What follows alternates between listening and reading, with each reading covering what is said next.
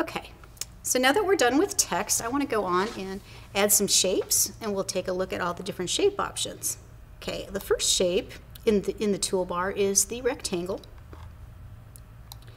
I'm going to go ahead and draw a basic rectangle, and I'm going to click on the select arrow. Now with all of the shapes, they will show up in Design Central in the third tab.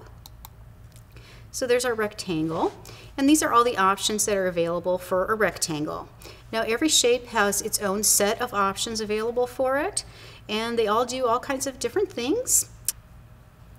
Okay, so let me draw your attention to the control points that you will see in all of the different shapes. Now anytime you see these circle or square control points, it shows you that you have different options available to do different things with your object. So for instance, the rectangle has the control points in the corners.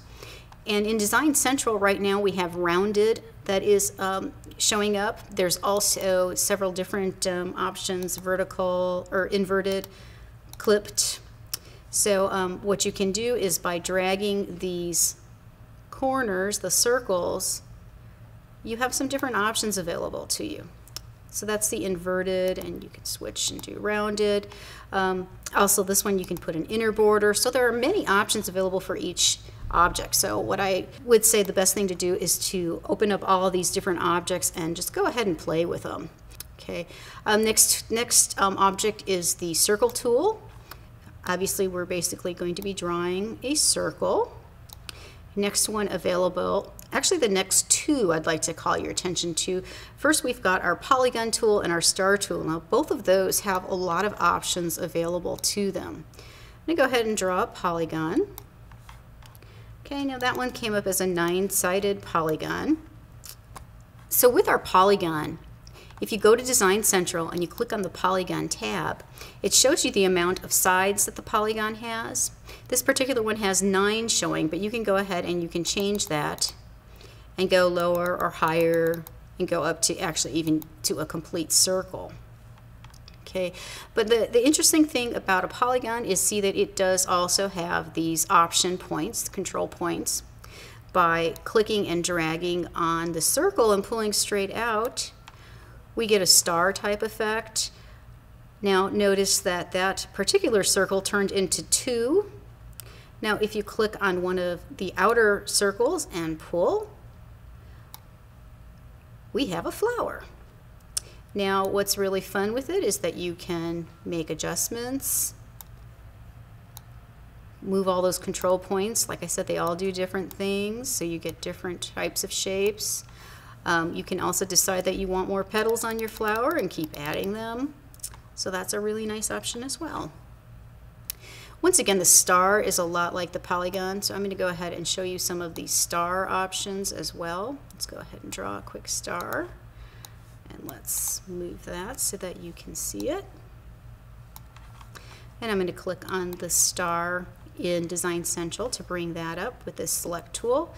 Once again, you can change the sides so that you have multiple sides, or bring it back down to a basic 5-point star.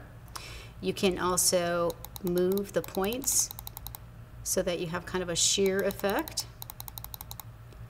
Bringing that back down and typing a 0 in there will pull it down to normal. Now also notice you have lots of control points, more than any other one. These are also editable too, just like the flower. Move them out. And notice you've got extra points. So anytime you have a point, it does something else, so you can keep moving it. So you can create a type of flower. Now any of these points can be moved in any direction, so you can get some real interesting effects. So go ahead, and anytime you see a point, remember that you can do something else with it. So go ahead and try and see what you can come up with. Keep in mind when you do something that has overlaps that they're going to cut out into a pile of confetti unless you use the outline tool to outline it, which is a simple way to get that effect without having it fall apart. And then the other two options that are available are our arc or rainbow tool, which creates an arc. And once again, there are several different effects you can get by playing with the control points. And our arrow tool, it has the Create Ink has a great arrow tool. You can create arrows,